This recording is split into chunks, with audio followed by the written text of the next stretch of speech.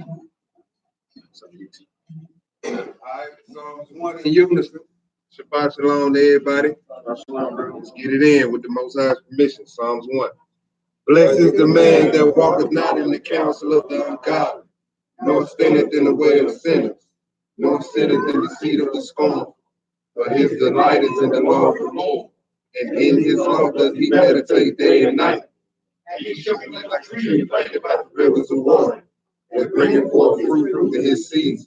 His leaf also shall not wither, and whatsoever he doeth shall prosper. And the valley are not so, but like the chaff which the wind drives away. Therefore the ungodly shall not stand in the judgment, nor sinners in the congregation of the righteous. For the Lord knoweth the ways of the righteous, but the way of the ungodly shall perish.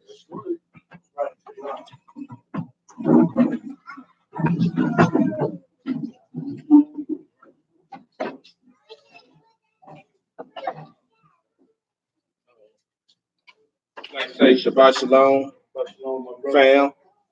For those who are on live chat, for 12 tribes worldwide, and also the strangers who join themselves with us. Happy Sabbath.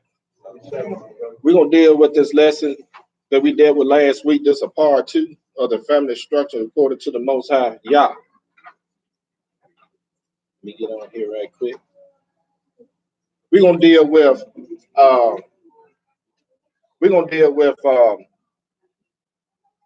I'm gonna go back last Sabbath. We dealt with the head of the household, his helpmeet. We touched on the helpmeet a little bit, and we're gonna touch a little bit on that. We touched about on the helpmeet part. Well, I'm gonna go back to the husband. We showed you in like different scenarios where you had a husband who was righteous, and then you had one who was wicked. The Most High. We also you need to take those. You can take okay, in case somebody need. Yeah, we also dealt with the woman or his helpmeet, showing you about a virtuous woman, different kind, his helpmeet and the reason why the Most High created him a helpmeet. But let's start us off in Jeremiah chapter 29.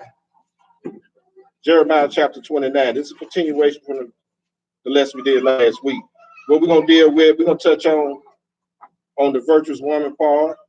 Then we're gonna check out the children. So when we get to the children, y'all really need to listen up. Because everybody in the family had a part they had to take care of. That's how you make the family work, according to the Most High. And we're gonna show you examples of that. We're gonna start off Jeremiah chapter 29, and we're gonna read verses 4 through 7, because the Most High say, "He look here, I am the Most High God, I change not." And we're gonna look at how when Jeremiah was down in Babylon, he told them something to do. Jeremiah chapter 29, we're gonna pick it up at verse 4. What does it say, bro? Thus said Yahweh Sabaoth, the Lord of hosts, the God of Israel, unto all that are carried away captives, whom I have caused to be carried away from Jerusalem unto Babylon. Build ye houses and dwell in them, and plant gardens and eat the fruit of them. Take ye wives and beget sons and daughters. That's right. And take ye wives for your sons and give your daughters to husbands. He said to build your houses and plant your vineyards, right? We could do that now. If you go back and do some research, hey, our forefathers, the ones who came in, hey, that's what they was doing. When they was free, when the Most High freed them to a certain extent, they had land, they built them houses, they even had gardens and everything. They didn't even marry the children now. Go ahead and read. That ye may be increased there and not diminished. And seek the peace of the city where I have caused you to be carried away captives. Seek the peace of the what?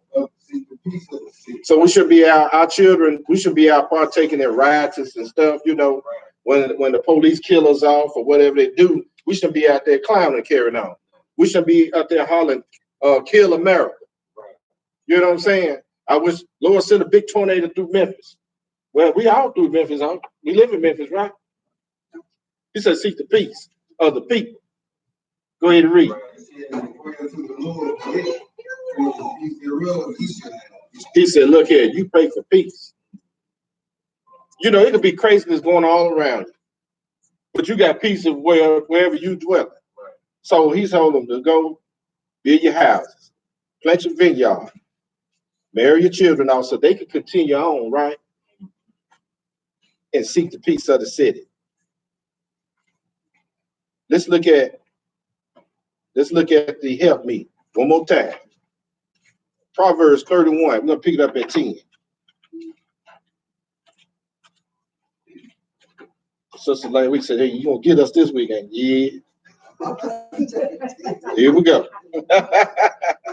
We're just reading book, y'all. This not the we're just reading book. Because if this you wouldn't even worry, you're not even worried about it. Proverbs, and I need to get there. Proverbs 31, we're gonna pick it up at 10.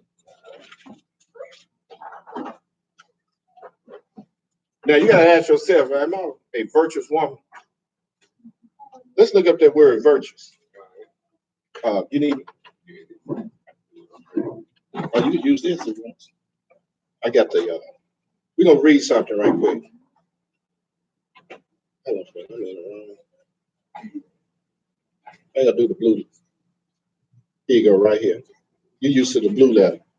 Are you gonna use your? All right.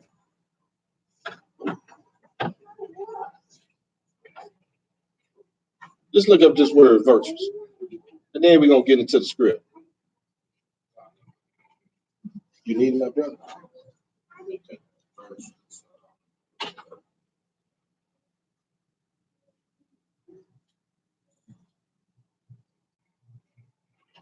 Brother Charles, Yah Israel. Shalom, brother. If you can hear us clear, man, put a 7 in the room.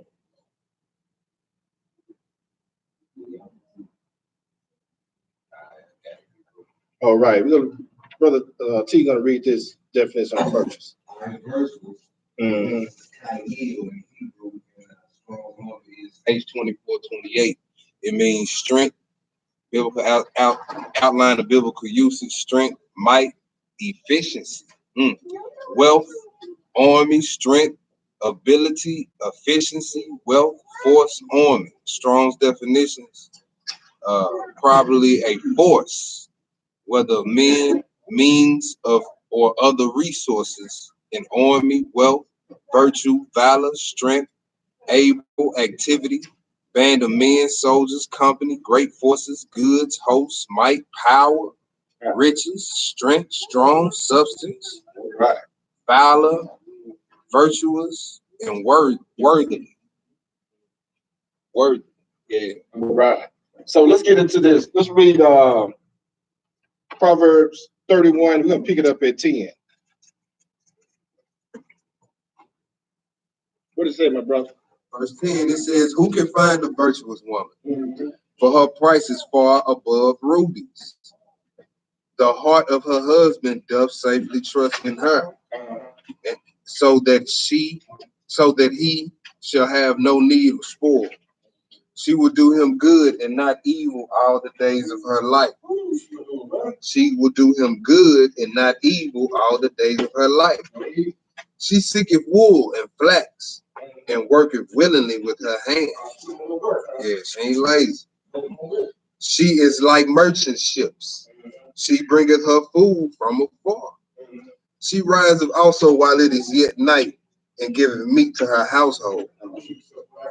That's right. And a portion to her maidens. She considereth a field and buyeth a field and buyeth. With the fruit of her hand, she planted the vineyard. All right.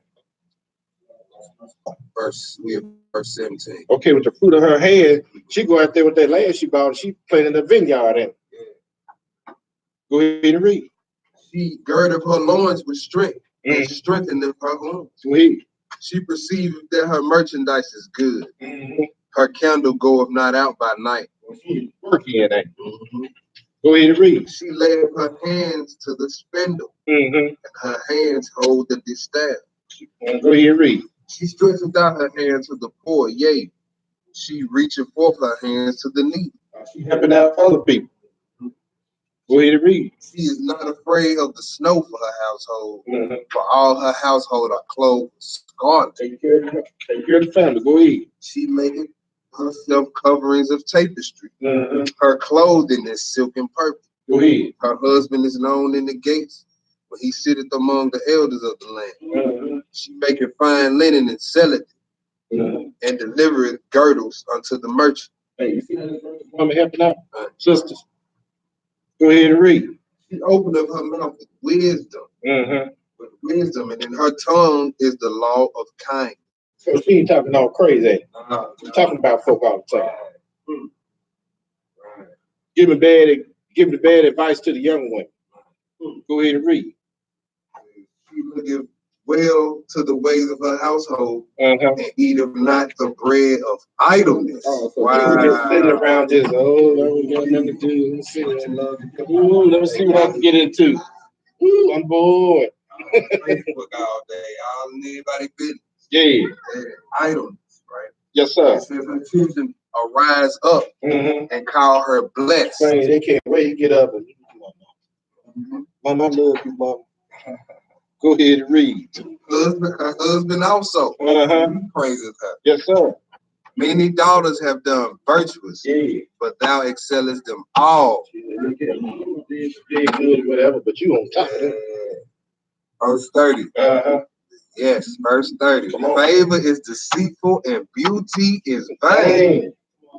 But a woman that fears the Most High, she shall be praised. Let that marinate a little bit. Let that marinate a little bit. And hit that 31. Give her the fruit of her hands and let her own works praise her in the gates. Damn. Now, who want a virtuous woman? Sisters, what you want? This is you, right? You got to go do a self-check. See, you might go down there. That's right, sister. Go down there and do a self-check in this thing. That's right. You know what I'm saying? Now, to the mothers, y'all love your sons. Now, would you want your son to bring a woman home like this? Or does other one we're going to read about? Just let that sink in. Let's go to Proverbs chapter 12. We'll read one verse. Let that sink in. Because sometimes, it seems like, when we do certain lessons, it seems like y'all bash the women. No, we're going to read book. You check yourself, do a self-examination, and see where you fit in these scripts. That's all you got to do. I do it all the time. And if you fall short, you got to do better. Look at the men, we got to do a neighbor check. You know what I'm saying? We got to do us an Abraham, Isaac, and Jacob check. You know what I'm saying? Let's keep it real, y'all. Yes, sir.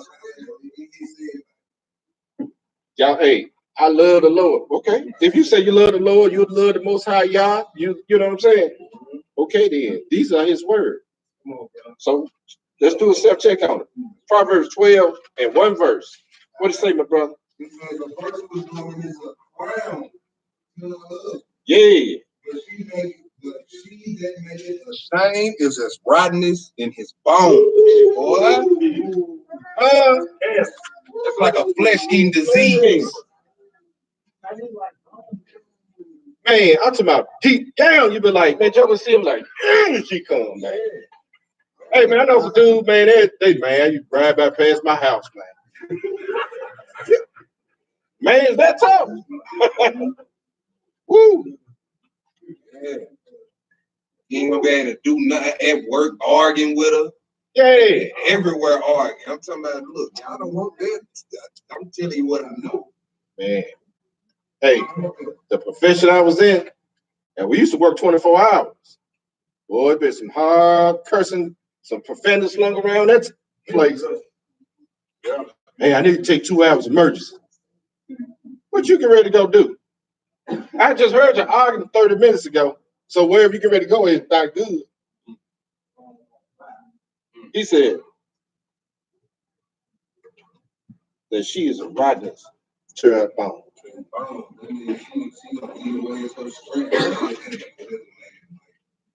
And so I'm gonna ask the sisters a question again. Would you want your son to bring somebody home like this? No. Let's continue. Let's go to Proverbs chapter 14 and verse 1. Yeah, Proverbs chapter 14. We can hit another one here.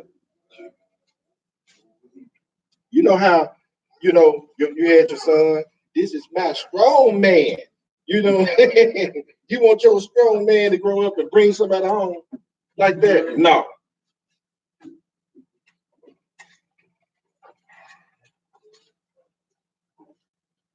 Read Proverbs 14 and verse 1. What did it say, T? Proverbs 14, verse 1. Every wise woman buildeth her house. She does what? Buildeth her house. For what? For the foolish plucketh it down with her hand. Woo! That's another check right there. Am I plucking down my house or am I building it up?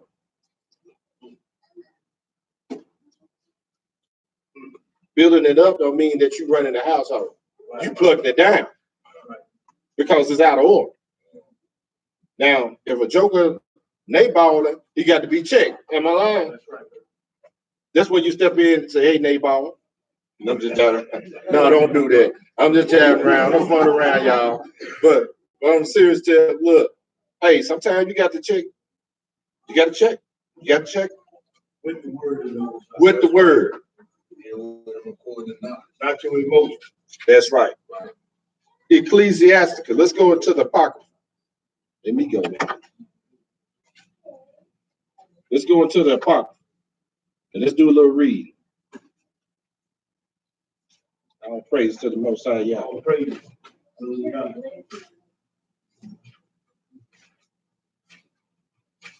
We're going to go to Ecclesiasticus chapter 26. We're going to read verses 1 through 14. And then we'll skip down to 22 through 26. For those who are online, I'll call it out. You guys can write it down. Write these scripts down. Go back over at your leisure. Ecclesiasticus. Which is also what? Sirach. Pick it up at verse 1, T. What is that? Verse 1. Yeah. Blessed is the man that hath a virtuous wife, for the love of his days shall be filled. Woo! A virtuous woman rejoiceth her husband, and he shall fulfill the years of his life in peace. Yeah, you can live a long time when you got someone that help you out and not give you trouble and everything. You know what I'm saying? You go out here, just pay attention. Pay attention to a lot of older couples. Some of these dudes be looking like they've been run down, man, just tore up from the floor up. And the wife be there almost in full screen. She be older too. Man, let's check it out. I'm like, damn, dude look like you. Check it out when you go to these grocery stores and these other places. Just look at older couples. Go ahead and read. It says, a good wife is a good portion, which shall be bigger than the portion of them that fear the Lord. Praise. Go ahead. Whether a man be rich or poor, if he have a good heart toward the Lord, he should at all times rejoice with a cheerful countenance. There be three things that mine heart feared. For the fourth I was so afraid. The slander of a city, the gathering together of an unruly multitude, and a false accusation. All these are worse than death.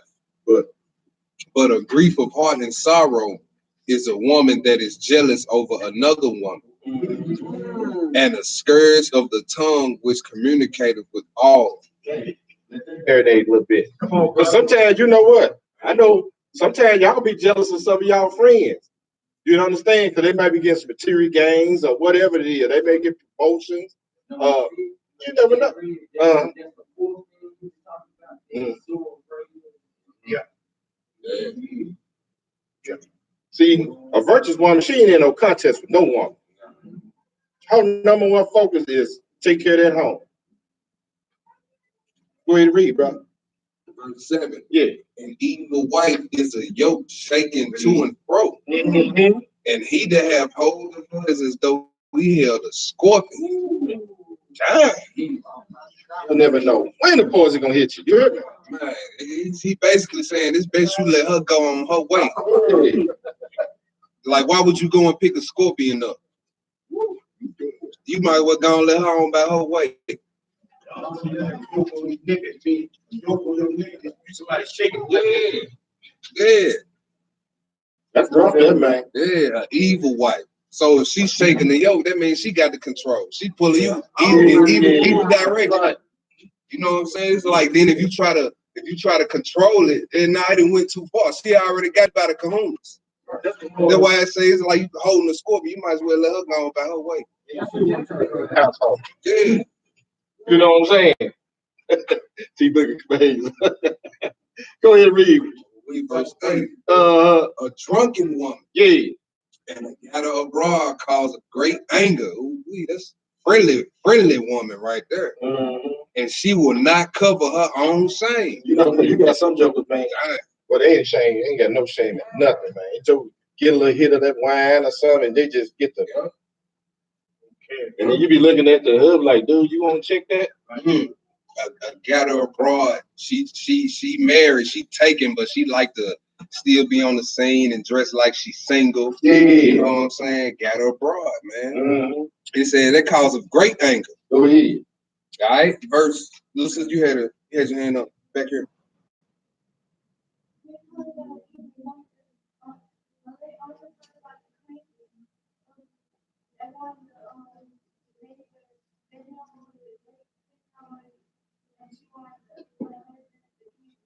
Oh, she talking about they had Jezebel. Gavin Broad is the one that had no shame, dressed like a harlot, who's advertising everything she got. She get a little bit drinking. Good question. As a matter of fact, you can see it all. It's all this filthiness on YouTube and all that kind of stuff. And we're gonna deal with that, you know, because our children exposed to a lot of this foolishness. Go ahead. What, verse 9? Yeah, we at verse 9. The whoredom of a woman may be known in her haughty looks and eyelids. Dang. Hey, that's a whole lot of that going on there. Yeah, boy. Think about to go ahead and read. If thy daughter be shameless, keep her in straightly. Yeah. Lest she abuse herself through overmuch liberty. Because you know you can give your children so much. Look, some people let their children do any and everything, especially daughters, you know. And that's one thing we trying to drive. That's one thing I give my wife 2 thumbs up. She stay on my daughter about certain liberties, you know. Certain places you don't need to go. And everybody here, I'm looking at these beautiful daughters in here. Hey, we got to be in the same mindset. Some people say, no, you try to, what they say, you're too strict. Right. You need to be. Nah. Do y'all understand our women daughters didn't come out the house back in Ireland like they was always put away? Hey, we gonna show it to you in the lesson. Yeah, like what we do here in Bethlehem, like what it was back then, like they never came out the house. You go back and read about when Elizabeth and Mary, when she was pregnant, she hid herself 5 months, and in other words, she just stayed away. And we're gonna read about that toward the end of the lesson. And some stuff went down. Where are we, brother? We are in verse 11. Watch over an impudent eye, and marvel not if she trespass against thee. She will open her mouth as a thirsty traveler when he have found a fountain, and drink of every water near her. Think about what they're saying, y'all. It says, by every hedge will she sit down and open her quiver against every arrow. Man. She out there. So, the scripture says you give your daughter too much freedom. That's right.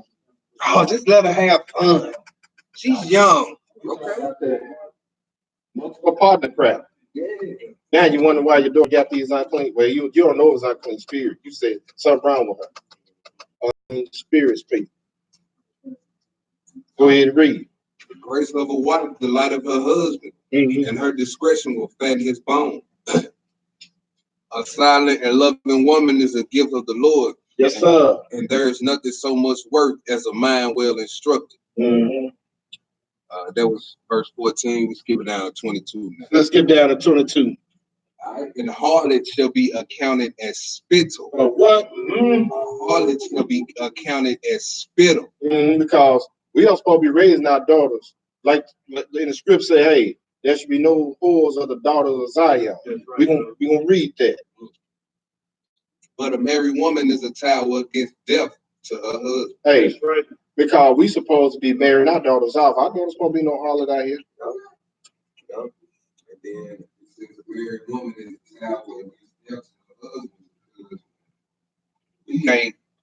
Our head ain't all the way there. You know what I'm saying? Nobody else looking out for us. That woman gonna be looking out. Yes, that virtuous woman gonna be looking out like Moses when that angel was about to kill him because he listened to his father-in-law. His father-in-law like, no, he just young, don't circumcise him. You know what I'm saying? He don't need to be going through all that pain, just like our grandparents. No, baby, he gonna be crying, baby. He don't. The Most High was finna kill Moses for that. But that woman, it talks about her in the book of Genesis. It say her righteousness was up there with the daughters of Abraham. You know what I'm saying? Zipporah, she knew what it was. She took that stone, cut the foreskin off, and saved her husband. Verse 23, a wicked woman is given as a portion to a wicked man. But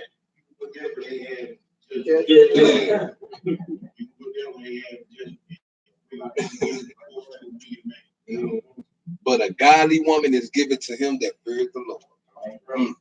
Man, a dishonest woman, contemptive shame, but an honest woman will reverence her husband. These sons, is this not the kind of woman that you want your son to marry? Think about it. Go ahead and read. A shameless woman shall be counted as a dog. A what? A dog. But she that is shamefaced will hear the Lord. That's right.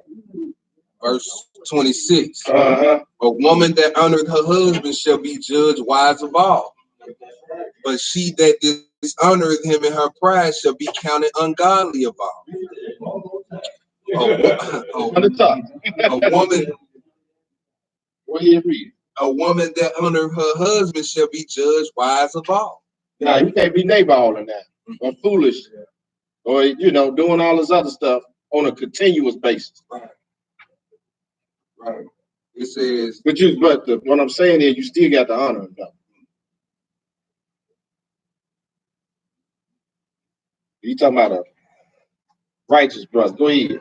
It says, but she that dishonoreth him in her pride shall be counted ungodly of all. So you can get pride, you know what I'm saying? And then what the script saying, ain't? All right. And I want to add this too about the harlots and shameless women. Yeah. It's like growing up as young women, you're not gonna be liked by society if you're not being a harlot or shameless, because that's the end thing now. Yeah. Like, even if you ain't out here being a harlot, our women show everything now. You know what I'm saying? That's shameless. The scriptures say you should be counted as us, dog and spittle. Like when you spit, you don't care where it land, you just and you spit anywhere. That's what it say a harlot is, or a shameless woman. Like for our women that always have naked. You know what I'm saying? Megan Thee Stallion. When do she ever have her undergarments? And she just had something just covering her like. I said, you folk wear anything. That's high fashion today, though. That's shameless. And then, yeah. And then they condemn women nowadays that want to be virtuous, want to be covered up and modest and get married. Girl, married? Like, yeah, our women straight brag about being whores today. Yeah. You call them a bee, they get offended. You call them a bad bee, they feel honored. They feel honored. But they don't say that's not something to be in. Girl, I'm single now. I'm finna go be a whore. I done heard that. I hear our women talk like that now. Like, and that's the norm now. That's crazy. Yeah. Because we expose all this stuff, and see, we're not teaching them book either. Nope. I can expect the people out in the world doing this stuff, but we supposed to be teaching our children, the ones who in the knowledge and everything, and we still doing the same thing. That's shame on us, is it? Ruth chapter 3. Let's look at Ruth. I try to throw a little woman had some virtue about herself. It's Ruth the Moabite, ain't it?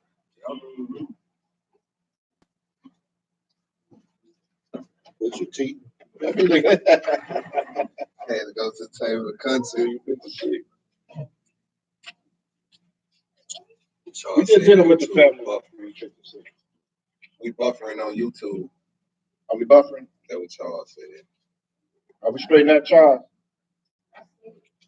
We buffering. Well, Charles, you might have to reboot your computer. Yeah. We took the device, I can't hear that you. That's how we good.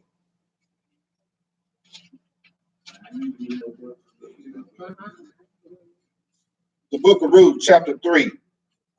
And we're going to pick it up in verse 7. We'll read verse 7 through 12. Try to throw a little sample in there. 7 through 12.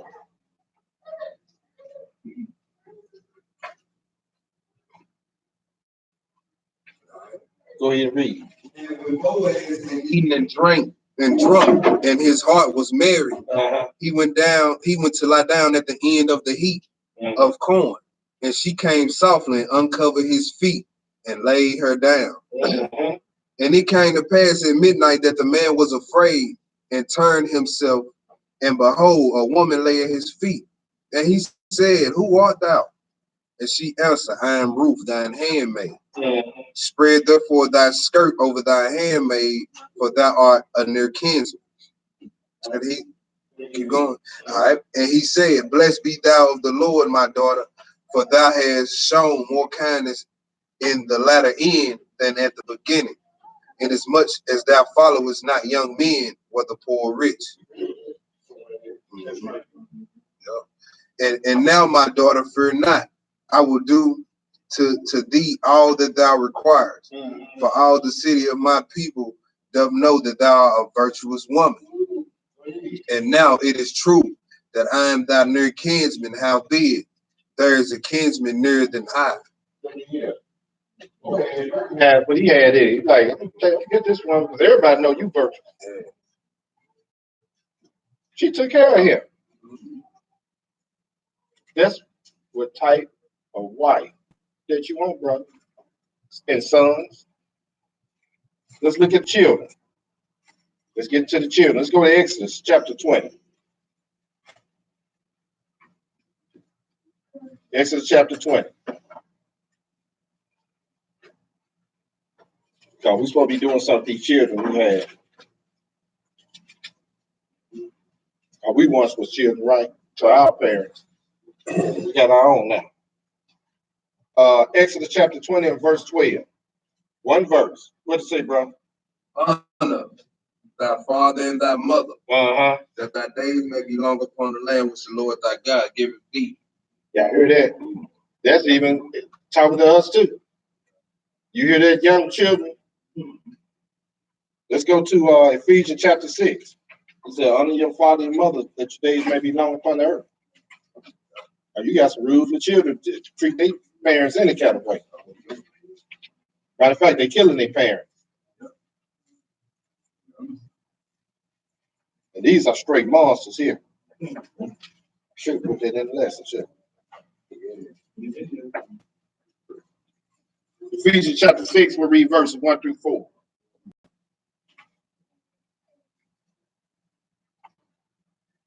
Let's get a second witness on that. When you get it, brother, go ahead.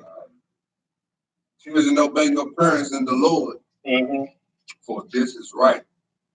Honor thy father and mother, which is the first commandment with promise. That's right.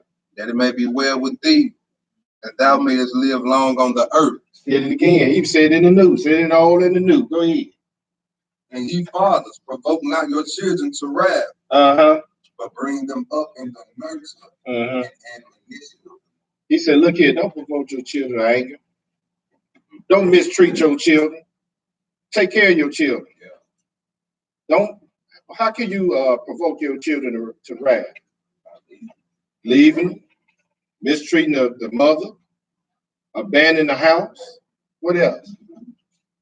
But when you correct it, he said you're supposed to nurture and admonition, bring them up in that. Hey, you bringing some correction to them, right? There's nothing wrong. You correct your shit. That's not provoking them to wrath. That's just correcting them. Let's go to Deuteronomy chapter 6. You want to precept that? Yeah. Hey, y'all write this down. Together. So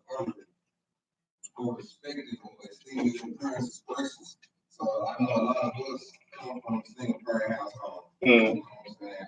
Where we may develop some type of resentment towards the parent that left. So what do the scriptures say how we supposed to go about that? Mm. This is Sirach 22 verses 9 and 10. Sirach 22. Verses 9 and 10. Because the scriptures just say honor your mother and father. They don't say only if they were good parents. No, it say honor them anyway. You know what I'm saying? Because without them, you wouldn't even be here. Yeah. Verses 9 and 10. It says, if children live honest and have wherewithal, they shall cover the baseness of their parents. Right? So let's say you come from a long line of deadbeat fathers. You know what I'm saying? If you live honestly in the Most High, you can break that name from your family. You know what I'm saying? Keep that stain off your family's nobility. Like you can be the one that broke that chain, that That's generational curse, right? Mm-hmm. It says, but children being haughty. But if you say, no, forget that nigga, he left us. Yeah. You know what I'm saying? Being haughty through disdain and want of nature do stain the nobility of their kindred. So that'll forever be on your family if you say, forget it. My daddy was a deadbeat, I'm gonna be one too. Forget them kids. Man, I come from a long line of dope dealers. This just how it is. This gonna be my life. You know what I'm saying? Being haughty because you got all that resentment. You don't have to let that go and honor your parents anyway. And all you doing making sense. Yep. So live and cutting yourself off with the Most High. Yeah. Yep. You ain't stopping the cycle. He gave us something to teach the children. Let's look at it. Let's go to Deuteronomy chapter 6. Let's go to Deuteronomy chapter 6. There's a lot of things that we teach our children that we should be teaching them.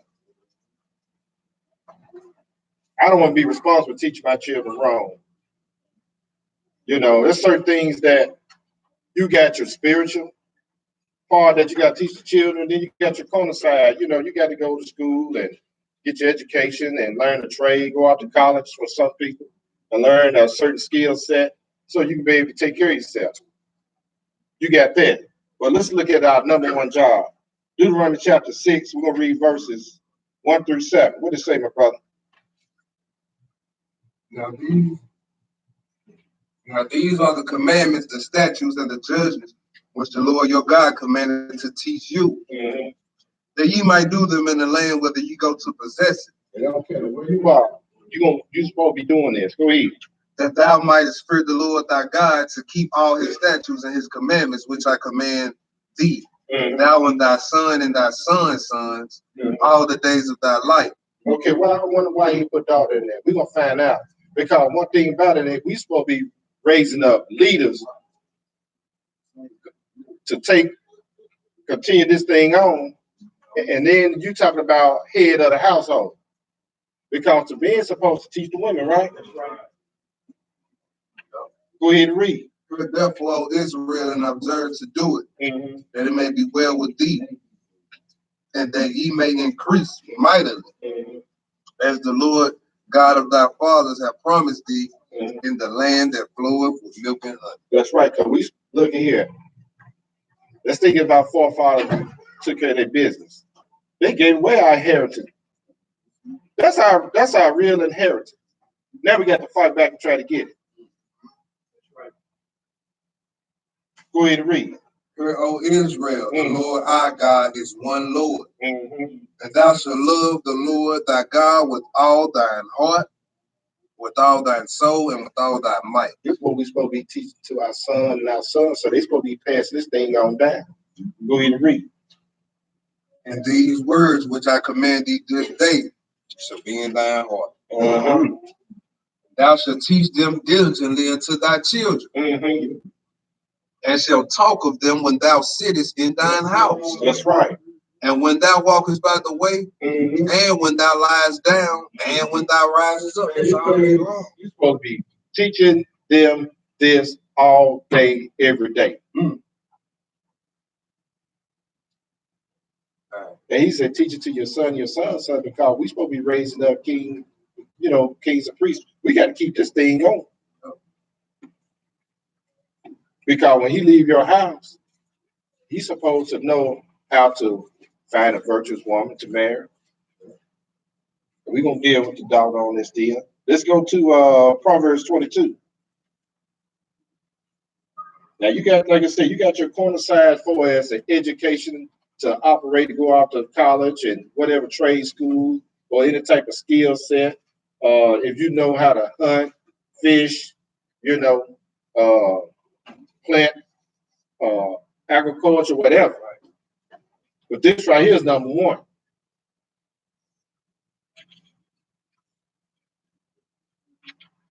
Our children don't supposed to be just sitting around idle, doing absolutely nothing. Worst thing we ever given our children is these cell phones and stuff. And then all these little distracting devices they call toys.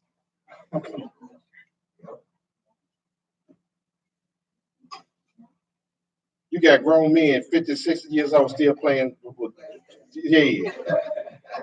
I go to go to another house. Hey man, you want to come out and play with us? Sit you act like a little. Let's play with these scripts. You understand what I'm saying? Proverbs 22 and verse 6. Come on. Train up a child in the way that he should go. And when he is old, he will not depart from it. That's right. So if I'm teaching my son a bunch of foolishness and he said me, and see, I don't have to put him to the side to teach him. It's just my actions I'm doing.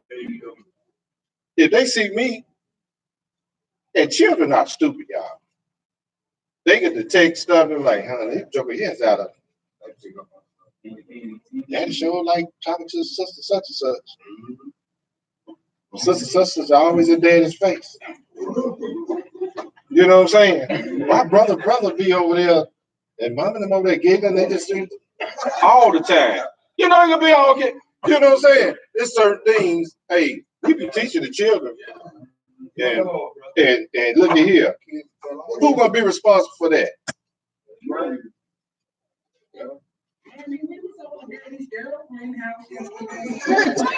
Well, you the type of guy, you abuse your wife and you teach your son to do the same thing. Right.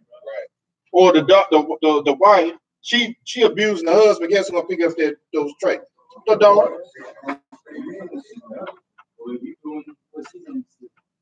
Who's responsible for that on day of, a judgment? I don't want to be responsible for that. If my children go crazy, at least I sit down in the Sabbath class and I read your word to them. I even did some fasting praying for them. But that's all, I did what you asked me to do. If there's anything I did in error, please forgive me. Proverbs chapter 13. Let's hit another. Let's see. Now the Most High open our eyes up. He's teaching us now. And it's going to be kind of hard to get back on track because we still got some of the old ways that we don't want to get rid of. Let's be honest with ourselves. We got a lot of stuff that we struggling with to try to get rid of. I know I do. I'll just keep it real. I know you got some brews, some cheap brew, Hebrew. They probably walk on water, but Brother Water don't. But I don't practice sinning.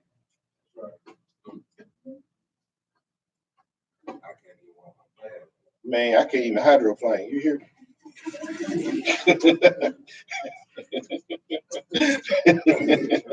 And that's beautiful. Proverbs chapter 13 And pick it up. We'll read 1 and we'll skip down to 24. What did it say, brother? What kind of son? But what? Yeah, you got the one that man, steady. Feel that mad power carrying on. I think I went through that a little bit growing up. Man, I'm so sick of him. I'm so sick of him. Why he at home? Hey, this is his house. That's how stupid you are. Yeah, in his house that he's paying for. You hear me? You thought you were saying, but you over there in your foolish mind and stuff. Yes, sister.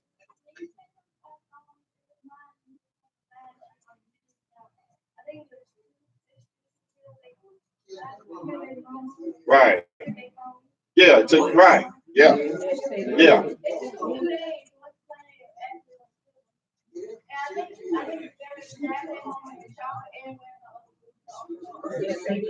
So they was on one accord with the killer. Because one of them should have said, hey, no, you're going a little bit too far. Mm-hmm. That's a sad situation, man. Let's skip down to skip down to verse 24. Read that one, 24. Yes, sir. He that spared his rod hated his son. Woo! He that loveth him, chancing of him be time. Hey, man. He keep talking about the son because, like I said, we supposed to be head of the household. We don't want to be bringing folly in Israel. We got to bring up the men so they can run their household, take care of the women and the children. Man. And he said he heard up and correct them. Let's look at it. Let's look at it again. Let's go to. He said he used that rod on them too, don't he? Sometimes you got to lay that rod on the children rear end, especially boys, because the girls they kind of different. Man, when it comes to the boys or the young men, man, we all hit the mud, man. Man, we got a whole nother gender. The girls always got that grown, I'm a more mature thing. Yeah, we want to crack jokes. Not all, you have a few of them more mature, but for the average young man, what folly be going through out here. Yeah, folly be going through some of the grown men here. I'm just keeping it real. And you gotta tell some joke, man, you know what? You need to grow up, man. Too damn old to be acting like that. I'm serious. I've worked with young men. I'm like, man, I don't see how in the world these dudes married. You ask him, and I had to ask the brother. I said, man, let me ask you a question. Yeah, man. I said, now you tell your children to go to school and do certain things. You expect to do it, yeah. I said, why you come to work acting like a child, man? I said, how that work? Oh, I see what you're saying. No, you don't. But you still act like that. What you got a precept? Precept is Sirach 30. Yes, sir. Sirach 30 says, verse 1, he that loveth his son causeth him often to feel the rod, that he may have joy of him in the end. Right. See? He that chanceth his son shall have joy in him and shall rejoice of him among his acquaintance. He that teacheth his son grieveth the enemy. Right? They can't get a hold to him. The traps that they got out there won't be able to get to him because you done taught them well. That's right. It says, and before his friends he shall rejoice of him. Mm-hmm. Though his father died, yet he is as though he were not dead, for he have left one behind him that is like himself. While he lived, he saw and rejoiced in him. And when he died, he was not sorrowful. See what you can save yourself being an obedient son. This is 1 through 5. It says, verse 6, he left behind him an avenger against his enemies, and one that will requite kindness to his friends. He that maketh too much of his son shall bind up his wounds. So babying him is a no-no. It says, and his bowels will be troubled. Every time he, Daddy, I need you running. You know what I'm saying? Don't baby your boy. Right? It says, it says, a horse not broken becometh headstrong, and a child left to himself will be willful. He gonna do whatever he want to do if you don't never discipline, right? It says, conquer thy child, and he shall make thee afraid. So act like his friend. That's what they're saying. Don't do that. Don't conquer your child. It says, play with him, and he will bring thee to heaviness. Laugh not with him, lest thou have sorrow with him, and lest thou gnash thy teeth in the end. So it's basically saying you ain't here to be your child's friend. Playing the dozen and all that, you know, checking each other. Right. Smoking blunts together and talking about how y'all used to run through women in the look. No, that's off. That's off. It says, give him no liberty in his youth, and wink not at his fathers. Bow down his neck while he is young, and beat him on the sides while he is a child. Lest he wax stubborn, lest he wax stubborn and be disobedient unto thee, and bring sorrow to thine heart. Yeah, beat the breaker. We can ready to read this here. Proverbs 30 or 23. We say Cora. Yeah. Playing baseball in your way. But that's serious. Hey, that's real talk. Because you go out here and look at how these dudes out here. Hey man, these dudes, these young guys out here, we talking about 14, 15, 16 years old. Man, they'll pull the trigger and blow your head off in the heartbeat. And they go home and like he ain't did nothing. Go eat dinner. Wake up and do it tomorrow. You sound like lying. Proverbs 23, and we're gonna read 13 through 15. What it say, brother? Yeah. Thou beatest him with the rod, he shall not die. He gonna die. He gonna be in there whining and you know, looking upside your head. Yeah. But you're not gonna kill him. I hope you don't. Some people do that. Yeah. They do make it look like a raccoon running about. No. See, that's what a lot of people, they got a discrepancy with the Bible. It teaches you to beat your child. It's not talking about abuse.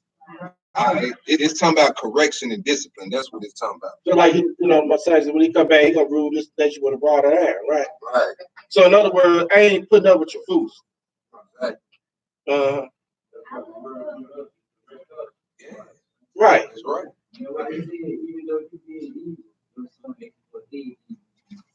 Exactly. He ain't gonna give him a rock. Right. Exactly. What you got, young sister?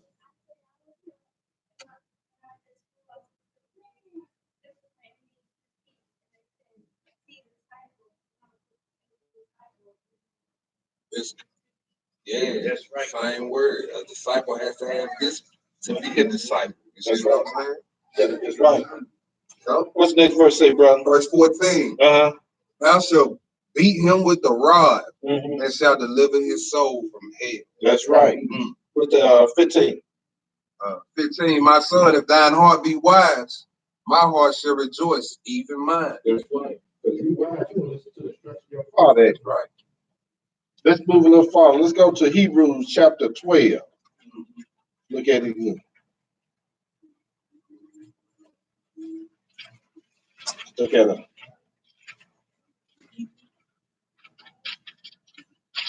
Hebrews chapter 12.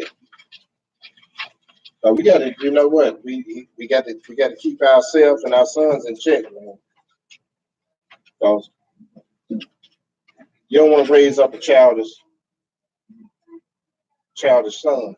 Hebrews 12. 12 verses 6 to 8. Because I'm telling you something. Because sometimes it be a grief on the mother. You know, women worry about these boys. You know, I worry about, you know, my children. I ain't gonna say I worry, but I'm concerned about it. I don't let it get to a point where, man, this is right there. No, I don't do that. I pray to the Father, and hey, I leave it up to Him. I'm just doing what I'm instructed to do according to Deuteronomy chapter 6. And I'm teaching them in a way where, hey, because my son got to leave my house. He ain't hanging around. I ain't gonna look up, he's 60 years old and he's still in my house. It's just going. As a matter of fact, I don't even think he's gonna make it 30. What? My way looking at me like, he can stay here. No, he ain't. Yeah. Hebrews chapter 12. We're gonna read 6 through 8. Go ahead and read, brother. Yes, sir. For whom the Lord loveth, he chastens. That's right. And scores every son whom he received. If ye in your chastening, God dealing with you as sons. Mm-hmm. For what son is he whom the Father chasteneth not? That's right, because it's the same thing down on our level, on our carnal level. Hey, it's the same thing. The Father chastening us. I got plenty of whoopings. I think I'm in recovery mode now. And this is a whooping I got a long time ago. So when you see things start happening to you, and you know you've been trying to walk on the straight deal, just keep in mind that the Most High dealing with you. He just hit you with the rod. You ain't gonna die. You hear me? Go ahead and read. Verse 8. Mm-hmm. But if ye be without chastisement, wherefore all are partakers, Mm-hmm. then ye are bastards and not sons. Hey, that's why you got a lot of jokers out there, man. They doing any and everything they want. And you see like nothing happened to them. But they're a bastard. And every time they wax worse and worse. And then you end up, here comes Caesar sending his sons to crack him beside his head and haul him off either to the morgue or to the prison house. Proverbs, bro. Proverbs 19. Let's go Proverbs 19. We got to take it, babe. We got to get back. We got the knowledge sitting right here to run our household, get our household back in order. The so-called black community, African Americans, or whatever you want to call yourself, a Gentile. Because like I said, some of us call ourselves Gentile. Hey, we're sitting right here. Some of us got the wrong people teaching us. This sounds strange to people. This is, when you read this Bible, it's strange. Stop talking about virtuous woman and stuff around people who so they people go show up tomorrow. They're gonna look at you crazy. So you don't let your child date? No. For what? We're gonna look at, go ahead and read. We at verse 18. Yeah. Proverbs 19 and 18. Chasten thy son while there is hope, and let not thy soul spur for his crime. That's right. Hey, some of these boys out here ain't got no hope, y'all. Some of these jokers out here that's trying to get an unclean spirit on them. Some of these jokers marking themselves. All you gotta do is look on the news. All over the United States, even in these other countries, man, same stuff going on. I don't care if it's over in Europe, just go in and just click on the news, and guess who you're gonna see? Israel doing the same exact stuff that somebody did here in Memphis. Same exact thing. You know, something I noticed, like just dealing with them, like all it really takes is for a man to just be authority, be firm. You know what I'm saying? Like I was walking at the gas station one day, and the little young dude about 16, he was like, "Man, I got that good gas on deck." I'm like, "Boy, how old are you?" He looked just like that. He said, "Man, I'm 16." I said, "Man, you don't need to be out here selling no weed. Get in the house somewhere. Read the scripture." Yeah. He was like, "All right, man." You know what I'm saying? They straighten up, start putting their pants up and everything. Yeah, they already know what's up. They just need somebody to, you know. That's why it's so important for us to get out there and get in these streets, man, and stop dragging our feet. Hey, sisters, hey, that's a lot of young women in some bad situations out here. Some of them look like dudes. I ran into one at the store the other day, and I ain't paid much attention to it. When that do a double take, damn, that's a dude. I'm talking about tats all up the arm, and I'm like, it's a chick. You shaking and moving like like one of these bros, man. And then you got young women out here. They have so many children. They don't know. They back to back to back. They in so much bad. And they got to have children by all these dudes. They gone after the baby pop out. Guess what they in? A world of mess, man.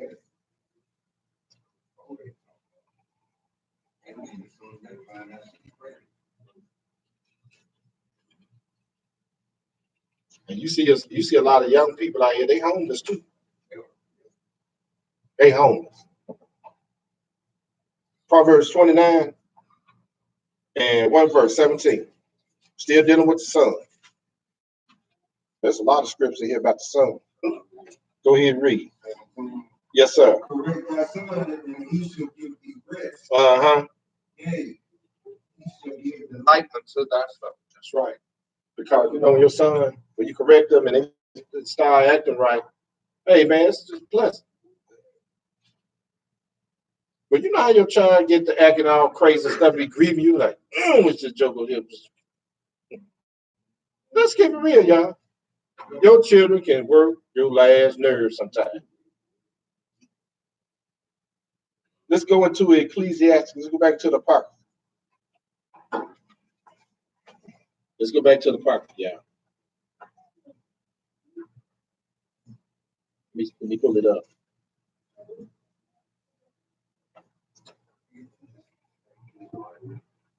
We're going into Ecclesiastes chapter 3. We'll read verses 1 through 17. We'll read a little bit. We almost there.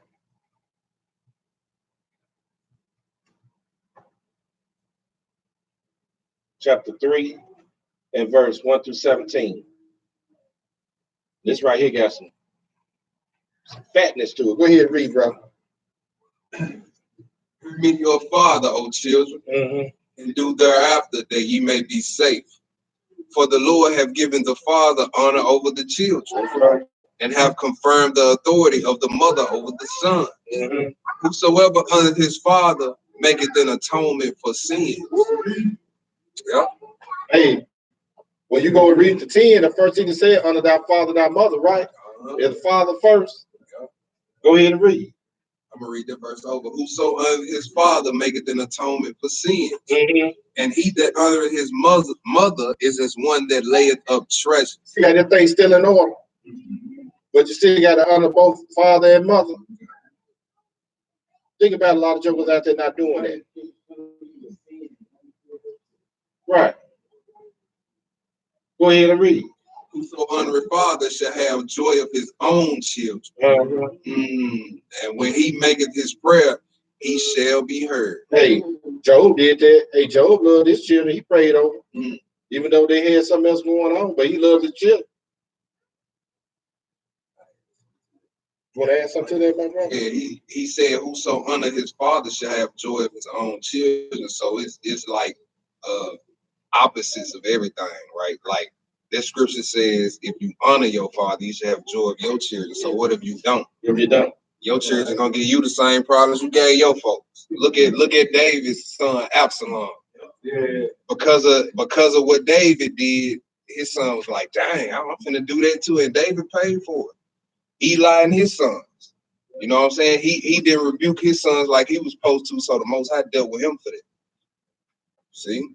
So it says, honor thy father and thy mother. Verse we commanded to check them. That's what we read.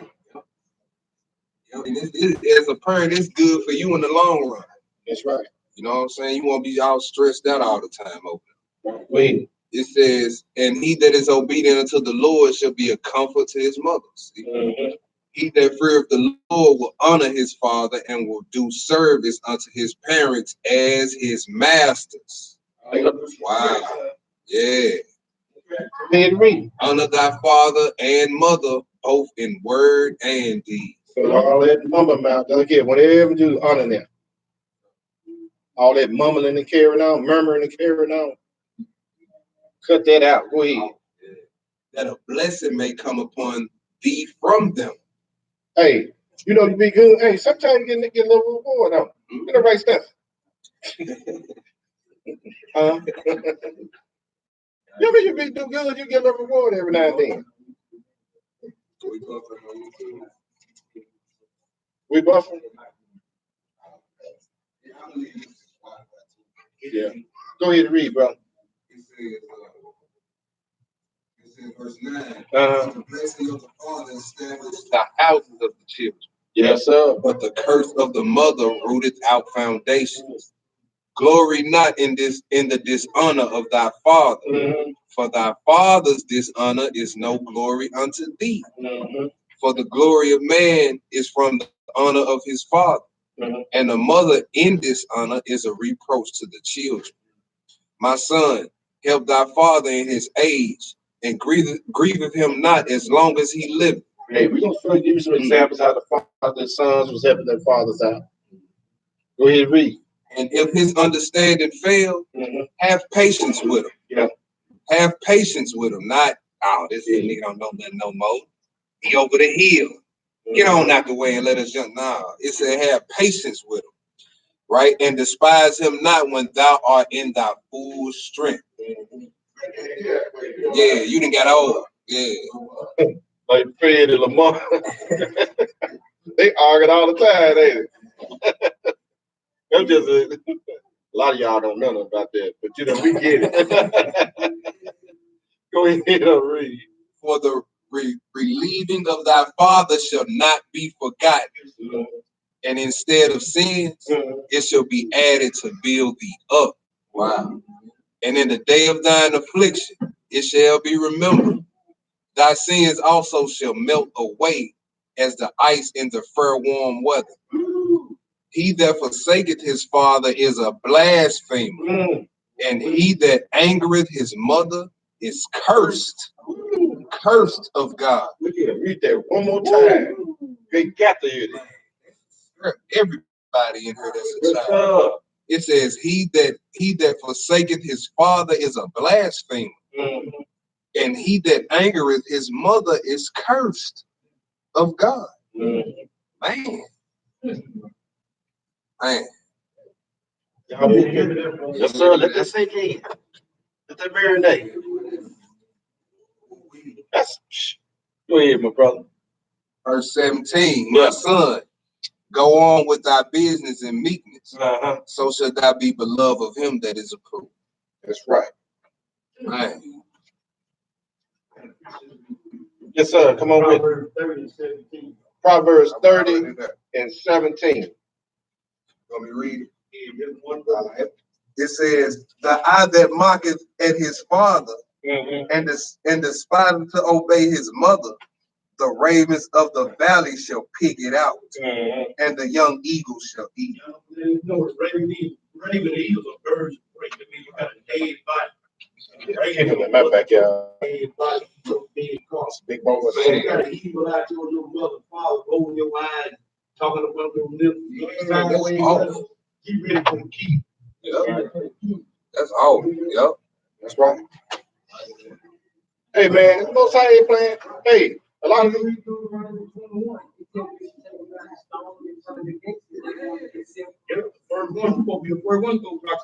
That's right.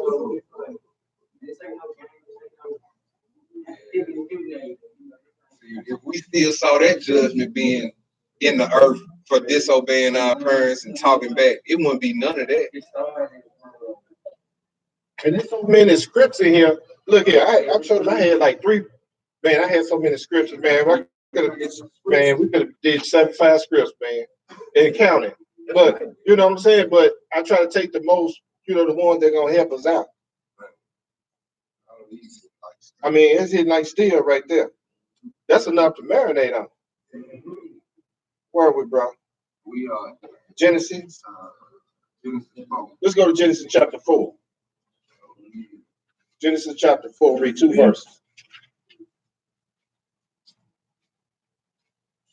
Now, you say, hey, the sons are supposed to help out, right?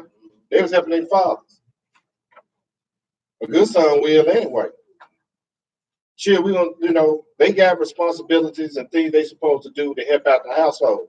Everything should be on the father and everything should be on the mother. You got children, you're supposed to raise them up. They there to help out. They ain't there to chill out. Like they serving. You know what I'm saying? Let's go back into the beginning. Let's go to the beginning and look at something. 2 verses Genesis 4 and 1 and 2. Go ahead and read. 1 and 2. Mm-hmm. And Adam knew Eve, his wife, and she conceived and bare Cain, and said, I have gotten a man from the Lord. That's right. And she again bare his brother Abel, and Abel was a keeper of sheep. His job was to keep the sheep. That was his job. And what else? But Cain was a tiller of the ground. And he did all the vegetation and all that other stuff. That was their job. Let's look at somebody else. They working. Working men. Let's go to Samuel. Let's look at David. Let's go to Samuel chapter 17. First Samuel. Thank you, my brother. First Samuel. First Samuel chapter 17, 12 through 20.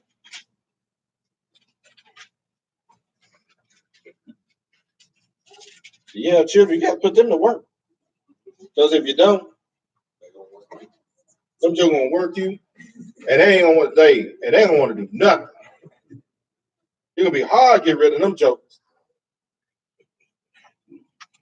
You got to have it almost like Camp 8 around that joke. Be like hopping bar comes through there. Hey, you get your hey, yeah. Hey, y'all put these young people to work. That's y'all job. Y'all got a job to do. I remember I used to do a lot of landscaping. Man, be single women, they got sons, teenage sons at home. I'm cutting grass. He don't like cutting grass. Well, you never ain't nobody, and I'm quite sure she was a single woman. Shalom. Let's look at David. David's a young man. First Samuel chapter 17, we'll read 12 through 20. Let's see what David was doing. Go ahead and read. Now David was the son of the Ephrathite of Bethlehem.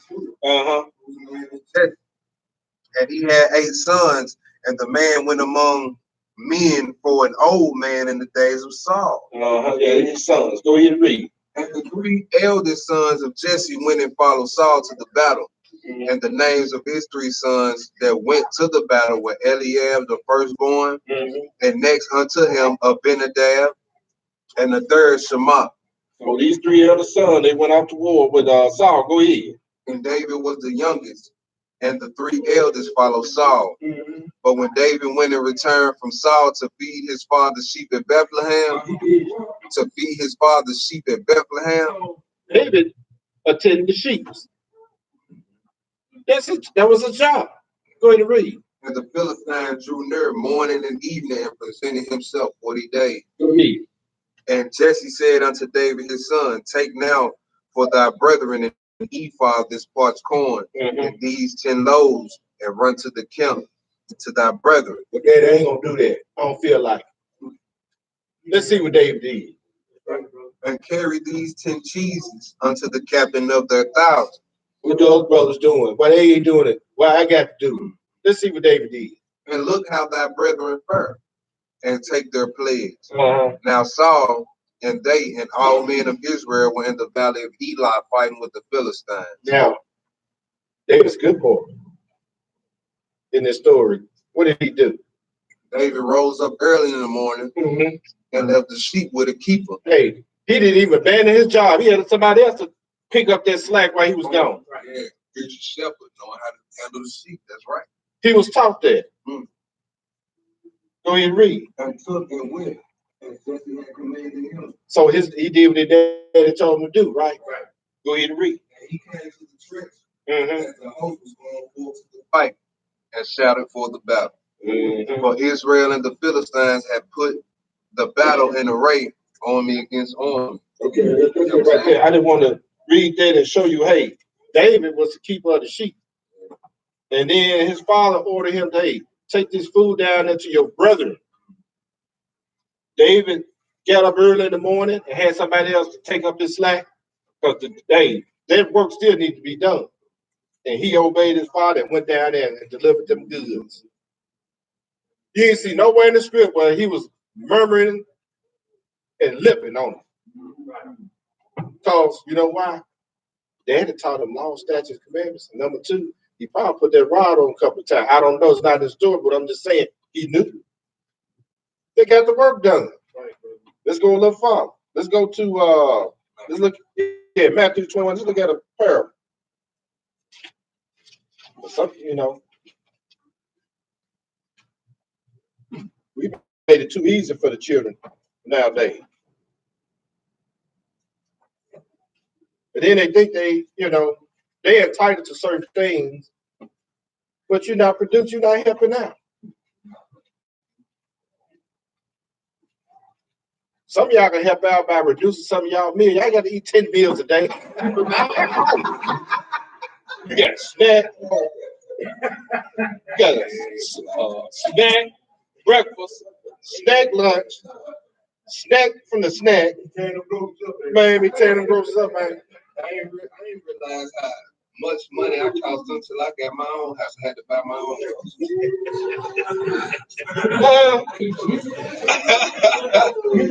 I was tripping. Yeah, but that's how it go. A lot of the stuff your parents told you, it ain't gonna resonate until you get out there and get your home. And then you be like, dang, now I see why they was on me about certain stuff, about this, and you know what I'm saying? Hey, that's a lot of, what you say, sister? Right. It sounds like a lot of fussing right now, but when you get old and get your own, you're gonna be like, oh, okay. I see why they was fussing. Right. And see, that's a lot of ways you can help out. You can help out on utilities control. Once you turn the ceiling fan, light, TV off while you're not in the room. Unplug it or something. Unplug some stuff. That's a lot of ways that we spending out, and the children got to help out. Hold me, watch. I got to come home. Y'all been at home. Hey, when you're a teenager, you should know how to do those things. Yeah. Used to always wonder why they always yelling about leaving the light on. Till I got my own apartment and started getting that MLG and WB, like, man, cut the lights off around here. And open the blinds so that Start unplugging these TVs when y'all ain't you. For real. But we got to teach our children how to help out. Because all we doing is teaching them the same old cycle over and over and over again. Let's look at a parable. Matthew chapter 21, 28 through 32. What did it say, brother? But what think ye? A certain man had 2 sons, and he came to the first and said, son, go work today in my vineyard. Hey, besides giving a parable right here about, because you think about it, we do a lot of this too, even our children today. Check it out. Go ahead and read. He answered and said, I will not. But afterward he repented and went. The person said, no, I ain't going to do it. He changed his mind, went on and did it anyway. Go ahead and read. And he came to the second and said likewise. And he answered and said, I go, sir, and went not. You ask your children to go do something. Yeah, I'm going to do it. Listen to it. Go ahead. One of them twain did the will of his father. They say unto him the first, Yahweh said unto them, verily I say unto you, that the publicans and the harlots go into the kingdom of God before you. For John came unto you in the way of righteousness, and ye believe him not. But the publicans and the harlots believed him. I didn't want to use that. I know we're dealing with something else, but I just wanted to use that because you ask your children to do certain things. One might change their mind and say, no, I ain't going to do it, and they going to do it. So you're going to be, those are the type of situations we have in our household.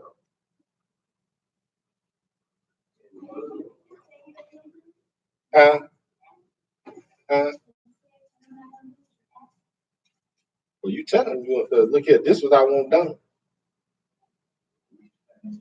That's commandment right there. When Father said do it, that's just like we go back and look at David. When his father, he didn't say, David, would you go such and such? He asked him that. He said, take this down to your brother and them, this food down there. But it was a done deal. Yeah. He commanded, he was commanded to do it. Yeah. That's like our mom was telling us, boy, take that chicken out of that freezer so I can cook it when I get out of work. You be like, all right, hang up the phone, sit back down, start playing the game. 3:30 come. 3:30 come, baby. I'm around the corner about to pull up. You take that chicken out? He's still sitting there, and then he's talking to his fingers just like that. And still can't even stop me. How many times that didn't happen? And a bunch of snacks all around. Come here, lazy, get up out. Right. That's when that rod come out. Yeah, that rod got to come out after that. That was blatant disobedience. Proverbs chapter 10. We almost there. We got 1, 2, 3, 4 more after this. Unless we got some precepts. I hope we got a few of them. Proverbs chapter 10. You want to slide in now? You want to wait? Okay. One verse. Proverbs 10 and 1. Hey y'all, we got to regroup. I know I do. Yes, sir.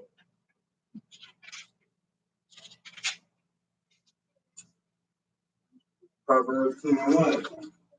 Proverbs is telling a wise son maketh the glad father, but a foolish son is the heaviness of his mother. Y'all hear that?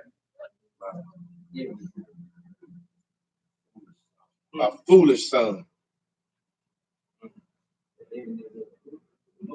The mother. The heaviness or depression of your mother. Right. See? That's why she crying, because you acting a fool.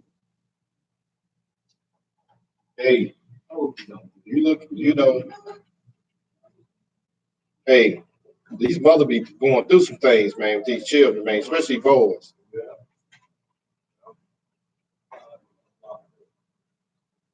Mm-hmm. And then, the daughters bring grief on the father. You like, goodness. Mm-hmm. Deuteronomy 23rd chapter. Let's go Deuteronomy 23rd chapter. Y'all quiet today. Last week, y'all just hollering and everything. Y'all want the book to talk about the children?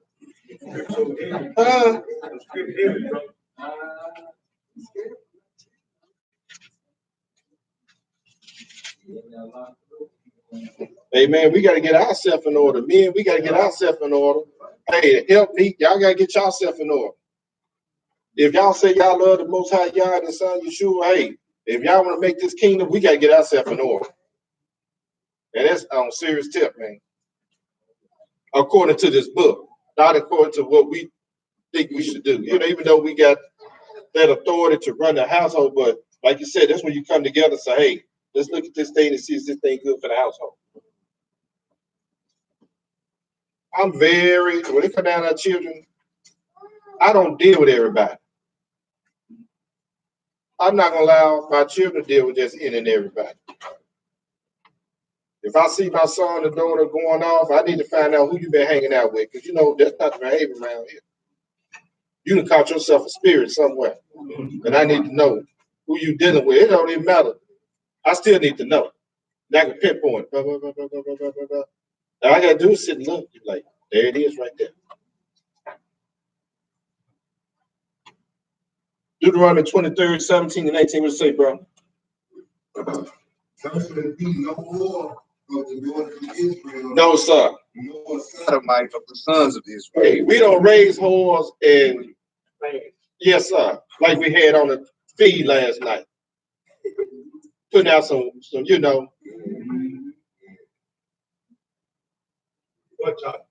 Yeah.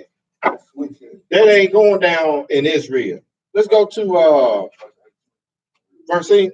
Get to 18. Verse 18, thou shalt not bring the hire of a whore or the price of a dog into the house of the Lord thy God for any vow. Ecclesiastes, right? It says, for even both these are abomination unto the Lord thy God. Amen. We don't raise our men to be sodomite or the sister sodomite-tis, tris, or whatever. And I'm gonna say something, man. When they saw these sisters, and y'all touched on it. I think it's right here. The only time you put a for sale sign in your yard is when you selling something. Yeah. Why you got all your clothes off and all your body parts showing? You ain't selling nothing. You only put for sale sign when you selling stuff. Mm-hmm. You sisters going out all uncovered with your tight tights on and your white whites on. You must be selling something. If you ain't in the market to sell, take a for sale sign out of the yard. If you ain't trying to catch nothing, why you got your net out? Right. It's simple and plain. I don't want to Stop this Gentile Babylonian way of thinking. You just as beautiful, you just as adored with yourself. right, and it's like they want to dress like that and still expect it to be respected, like and expect, you know what I'm saying, like. And there's a for sale sign out of y'all. Everybody that ride down the street can call that number because you got to say it. So if you walk down the street with all your goodies out, then everybody that see it don't put a bid in. They're gonna ride back. Yeah. So don't get mad because he don't look like this. Everybody want to holler at you. He a man too. If you don't want him hollering at you, cover yourself. That's right. Let's go to Genesis 34. We're gonna get into this one. Because hey man, guys do anything nowadays. And women too. But when you look at your sister back in the day, jokers used to be protected their sister. Man, nowadays jokers ain't protected nothing. Man, that's why I said the worst thing we could have given our children that daggone phone, they access to all these social media and all this stuff. Man, there's a lot of filthy stuff on there. Oh, yeah. Mean-hearted stuff, mean-spirited. That's all you see on social media, man. You see dudes doing all kind of stuff. These women, they just sit there filming and laughing, man. But these brothers weren't laughing. Let's check these brothers out. These kind of brothers that you want protecting your daughter. Right. Yeah. If I had sons, 10, 12, I don't care if it's 1 or 2.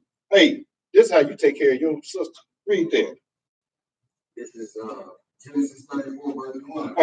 And God is the son of the daughter of Leah, which he burned to Jacob went out to see the daughters of the land. So she gonna get out the house. Unattended. Yeah. Go ahead and read. When Shechem, the son of Hamor the Hivite, prince of the country, saw her, he took her and lay with her and defiled her. Ooh. And his soul clave unto Dinah, the daughter of Jacob. And he loved the damsel and spake kindly unto the damsel. She was a nice looking, What's one thing I can say? Israel are beautiful women. Right. That's a beautiful women, man. Go ahead and read. And Shechem spake unto his father Hamor, saying, get me this damsel to wife. Even already defiled. Hey. And Jacob heard that he had defiled Dinah, his daughter. Now his sons were with his cattle in the field. I'll see the sons out there working, huh?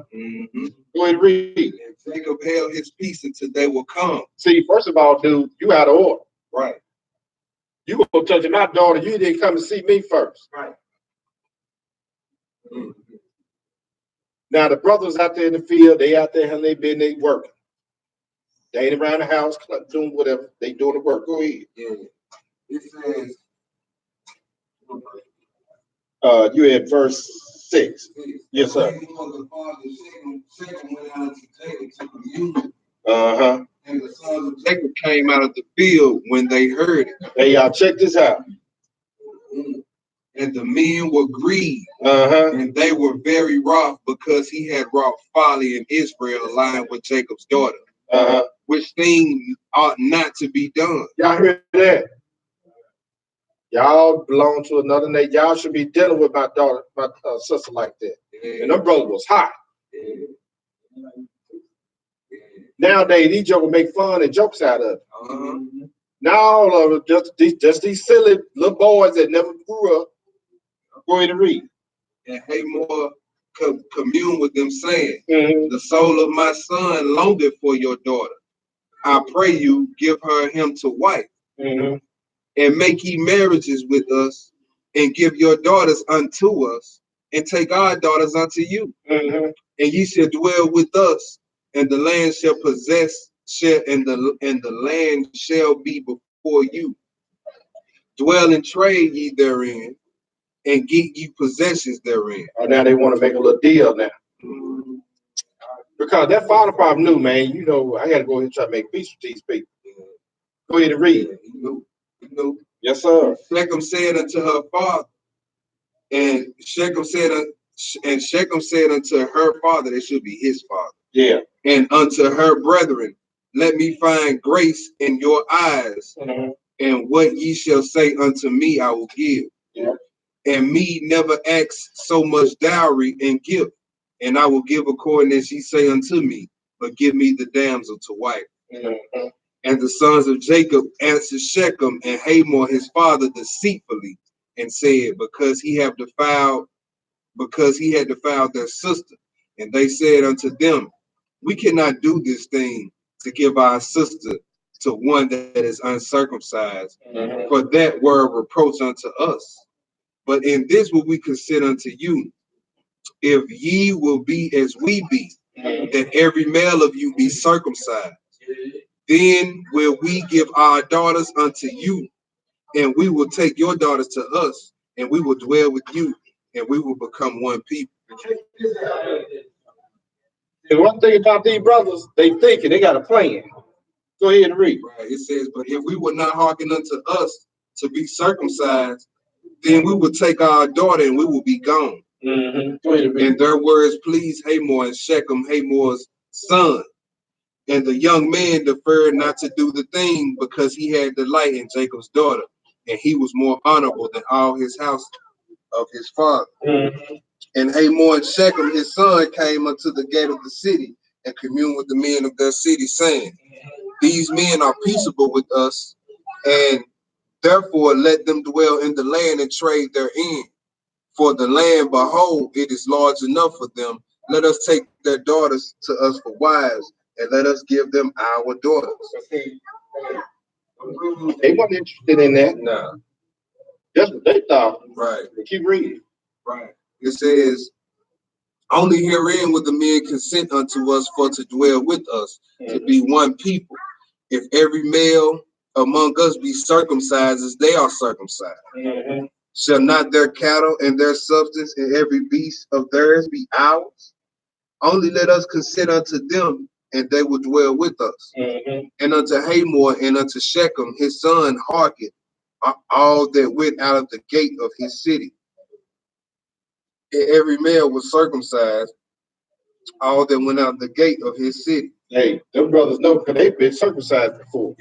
So they know the condition. Once you get circumcised, you down for a little while. Yeah, they sitting up in there with their legs all up trying to heal. Yeah. You know what I'm saying? They came in there with the swords. Y'all can pick this up in Joshua 33, chapter 33, chapter 34, and 35. Go look and see what these two brothers, just two men, Simeon and Levi? Yeah. Man, took down the whole city behind their sister. The brothers weren't playing. Go ahead and read. It says, and Hamor and unto Shechem his son hearkened all that went out of the gate of the city, and every male was circumcised, and all that went out of the gate of his city. And it came to pass on the third day, when they were sore, that the two sons of Jacob, Simeon and Levi, Dinah's brethren, took each man his sword and came upon the city boldly and slew all the males. They wanted to come up there and weep. Right. Because you remember, they still got, they ticked off now. You did our sister like that. Go ahead and read. And they slew Hamor and Shechem his son with the edge of the sword, and took Dinah out of Shechem's house and went out. The sons of Jacob came upon the slain and spoiled the city, because they had defiled their sister. So nowadays, man, they let Jews do anything they sister. You know, I know I can't even say we in this captivity. That's not even an excuse, man. Not. So like,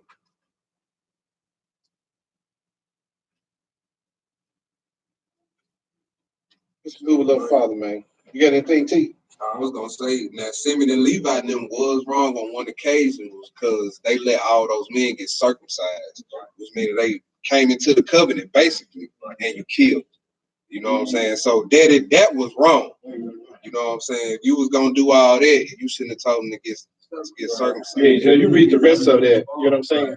But they had this one thing in their mind. Yeah. The only way we two could get them, we got to get them in a condition where they ain't able to fight.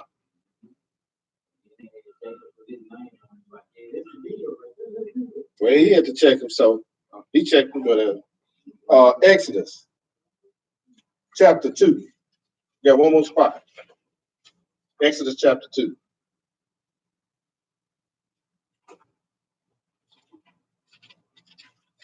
But it's been showing like how we protected our women back then. Yeah. Even when you read in Jasher about when Abraham and Sarah was going down into that Ham, I believe was Philistine, and one of them. Abraham hid her in the little in the chest to protect her. You know what I'm saying? So it's like nowadays we don't even care. Yeah. You know what I'm saying? We see our women getting beat up by a man, we pull out our phone, start recording instead of helping. That's crazy. Exodus chapter 2, verse 16 through 22. I just read this right here to show you, hey, the daughters did work too. This right here is Raul's daughters. This Esau's son, ain't it?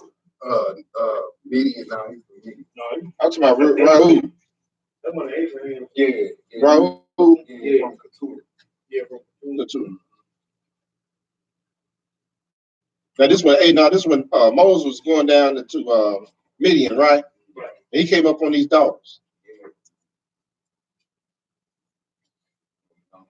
Yeah, pick it up at 16. I said, now the priest of Midian had 7 daughters. Mm-hmm. And they came into water and filled the troughs to water their father's flock. Mm-hmm. And the shepherds came and drove them away, and Moses stood up and helped them and watered their flock. See, Moses wasn't no chump. Right. And he helped those sisters out. Mm-hmm. They weren't sitting around, hey, they did work too. Go ahead and read. And when they came to Ruel, their father, he said, how is it that ye are come so soon today? Mm-hmm. And they said, an Egyptian delivered us out of the hand of the shepherds, Mm-hmm. and also drew water enough for us, and watered the flock. And he said unto his daughters, and where is he? Mm-hmm. Why is it that ye have left the man? Mm-hmm. Call him, that he may eat bread. Look at here, it says, good dude right here. Mm-hmm. I want to see you. Tell him, come on down and eat with him. Go ahead. And Moses was content to dwell with the man. Mm-hmm. He gave Moses Zipporah, his daughter. Mm-hmm. And she bare him a son and called his name Gershom. Mm-hmm. For he said, I have been a stranger in a strange land. Yeah, he went down there and helped sisters out. The father approved of him, gave him a daughter. He probably ready to get rid of some of them anyway. He had 8 of them. No sons, he was bang a house full of women. Let's go to the last place, y'all. Y'all might be quiet today. I can't even crack a good joke y'all on last week. This just a reminder, y'all.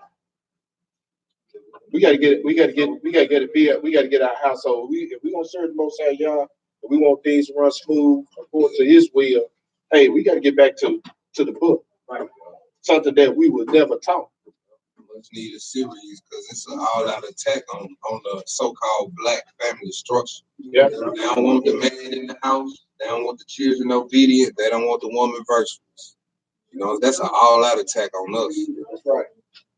Y'all pray. It's so important that everybody stay intact.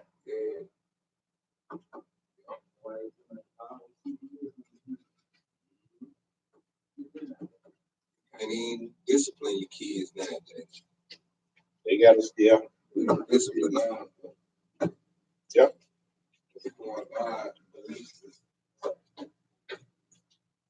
You know, that's the reason why a lot of what's that for? It's an obvious mistake. Yeah, because we see what how our children turn out and we leave them up to them to raise them. Yep. I mean, look how they turning out. And y'all telling us we can't raise our kids the way the scripts say raise them. Get out of here with that. Yep. That's why, you know, a lot of people now, they have to separate themselves from cities and all this other. You know, they try to do their own community thing, you know, setting up their own homeschooling and stuff. Because, you know, that's another lesson I'm working on. When you start dealing with all the this new stuff they coming up with and they trying to push it on the children, it's all out assault on the young men, male, and the daughters, the children, period. And we just sit back idle, just not, they just, the change of time. And no. We got to deal with that. Colossians 3:17-20. What does it say, bro? And whatsoever ye do in word or deed. Let me start that over. And whatsoever ye do in word or deed, do all in the name of the Lord Yahweh Shai, or Jesus, giving thanks to God and the Father by him. That's right. Because whatever you're doing, I don't care if it's dealing with your spouse, or dealing with your children, or whatever you're trying to do it in the name of the Most High Yah, or their son Jesus. Go ahead. Wives, submit yourselves unto your own husband, as it is fit in the Lord. And just remember to go ahead and read. Husbands, love your wives, and be not bitter against them. That's right. Children, obey your parents in all things, for this is well pleasing unto the Lord. All praises. I'm in the lesson, the class right there. Is it part 2?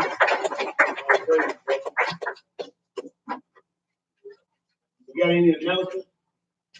I got one announcement. So next week, talk about a little bit. Next week, we're gonna have a brotherhood meeting, mainly for the teachers and the elders, but any brother that's a part of this class will come and to the meeting. The meeting's gonna be at my house next Sunday at 5 p.m. 5 p.m. All right, brothers only. All right, there'll be some serious business taking place. So anybody who's inclined to come, be in my house at 7. I'm gonna say 7. I said 5 p.m. 5 p.m. 5 p.m. 5 p.m. Sunday. Most high willing. So, anybody else got any other announcements?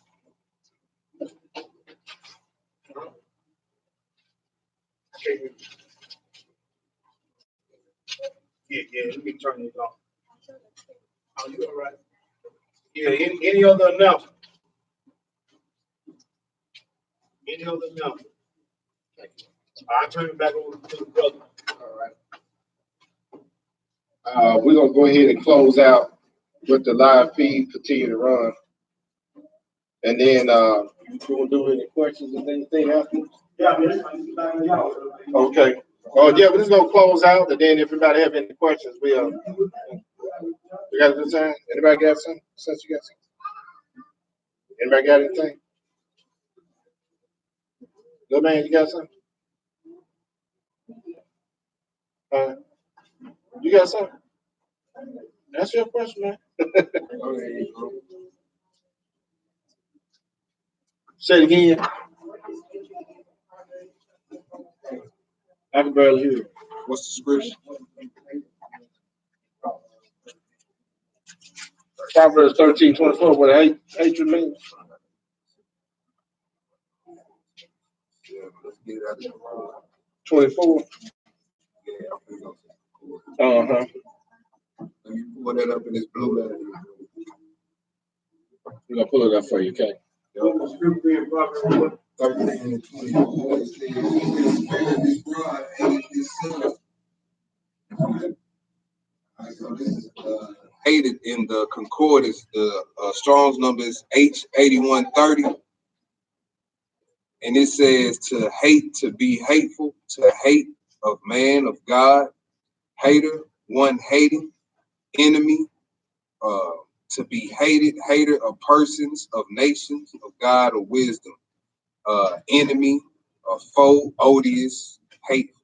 So basically, it's like you can show your hate without actually telling somebody you hate them. You know what I'm saying? You can show it by not having their best interests at heart when you command it to.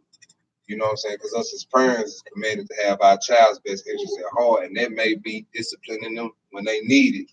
So if we don't discipline our kids when they need it, we basically showing with our actions that we really don't love them like we commanded. You know what I'm saying? So when you being disciplined about something that, that's love there. yeah. In other words, whatever you're doing, stop doing. Yeah, it's the will of the Most High when you being disciplined, because it's in His Word. Mama So next time, Mama put that belt on that rear end, if it happens. Like back in the day, he said, you know what, I love you, but I got to get you. Just like you just read, what's not broken. It's gonna be mine. You're gonna do whatever you want to do. They say you are for people that don't care about it.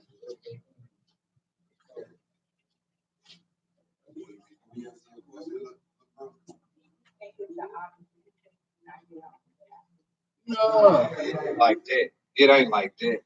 It ain't like that because even in the scriptures command the parents, don't be, you know what I'm saying, love your children. Don't provoke them. You know what I'm saying? So it ain't that. It may feel like that, like the scripture we read, we went to Proverbs 12. It say, for no chastening at the present time is a pleasant thing. So yeah, when you getting the whooping, it don't seem pleasant. It don't seem like she love you, but they do. You know what I'm saying? So you gotta learn about that rod. Read that. Read that. You gotta pull it up. Yeah, pull that for. You said Deuteronomy what? Deuteronomy 21:18.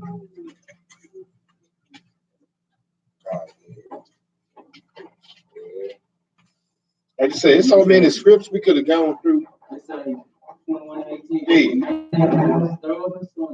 And a rebellious son, which will not obey the voice of his father, or the voice of his mother. The voice is who? His mother. That when they have chastised him, and he will not hearken unto them, then shall his father and his mother lay hold on him, and bring him out unto the elders of his city, and unto the gate of his place. And they shall say unto the elders of the city, this is our son, this stubborn and rebellious. He will not obey our voice. He is a glutton and a drunk. He always eating and drinking it. And all the people of his city shall stone him with stones that he die. So shalt thou put evil away from among you, and all Israel shall hear and fear. Man, now what's a belt across your rear end to a stone? Like we should be thankful that that's all we getting this belt across our back. Like, because this right here say after they didn't beat you, after they didn't talk to you, and you still disobedient, it's time to get rocks thrown upside your skull. They were throwing bricks. Yeah. Oh yeah. And it ain't too long you can stand up there and block when they coming from all directions. Hey, that's the little rocks that you pick up and be throwing, you know. You see that brick on this wall right here? See, imagine when them come flying upside your head. Right. And 2 seconds later, another one come flying upside your head. Right. I'm gonna give me that belt. I'll take the belt. Man, that's some serious. Yeah, how serious it was.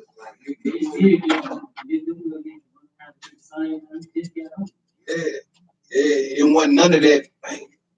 It wasn't none of that mumbling under the breath back then. It wasn't none of that. You got dealt with for something like that back then. Now, if it wouldn't even be none of that if that judgment was still here, because really the whoopings is way a step down from this. So, hey, it just is what it is. And my advice to you, whatever you're doing to keep my mouth my butt, stop. Stop playing yourself. Everybody good? All right, let's stand and close out.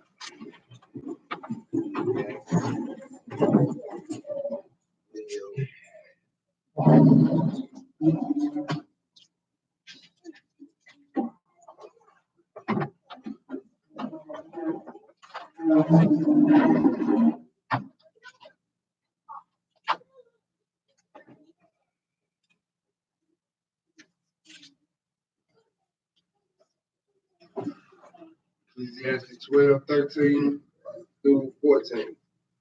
Let us hear the conclusion of the whole matter. Fear God and keep his command. For this is the whole duty of man.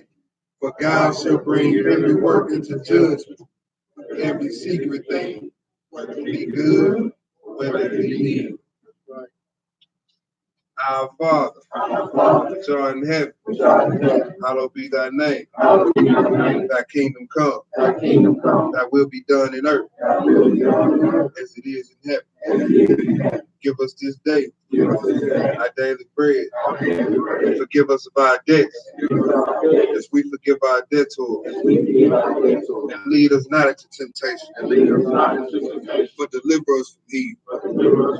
For thine is the kingdom, the power, and the glory forever. Amen. Hallelujah. Hallelujah. Hallelujah. Hallelujah. Hallelujah. Praise the mighty God. That's right.